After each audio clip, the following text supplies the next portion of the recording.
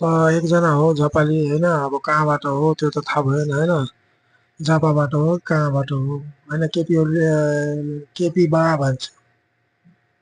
केपी तिम्रो बा हो भने हामीलाई के मतलब? अनि नचाहिँदो कुरा किन गर्छस् बालनको बारेमा? हामीले त केही भनेको छैन केपी ओलीलाई। बालेन जितोस् कि नजितोस् झापामा होइन, त्यो त जनताको हातमा छ नि। तिमी चाहिँ मुजी कुकुर किन भोक्नु पर्यो? भोकेर काम हुँदैन नि। को हो बालन? बालन तिम्रो बाउ हो। अलि सोचेर कुरा गर है। टिकटकमा आएर जे मुखमा आयो त्यही बोल्ने होइन नि। प्याच्च प्याच्च आएर मुखमा जे आयो त्यही बोल्ने कुरा काम नगरौ। को झापा सबै थोक ल्याइदिएछ झापामा भने हामी त्यो बालेले त केही एक शब्द पनि भनेको छैन नि।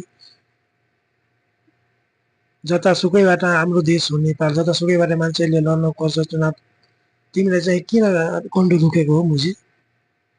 गाली किन गर्नु पर्यो अरूलाई? को हो बालेन भन्छ मुजी? तिम्रो हजुरबा केपी बा छ नि, त्यसलाई सम्झाउने नि। मुजी मर्नु बेलासम्म पनि त्यसलाई नि प्रधानमन्त्री बन्नु पर्यो।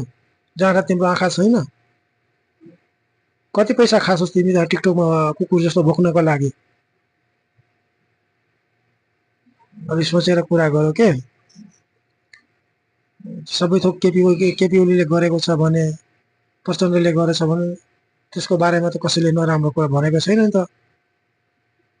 मुजी टिकटकमा आएर फेसबुकमा आएर प्याच्चे मुखमा जे आयो त्यही बोल्छ।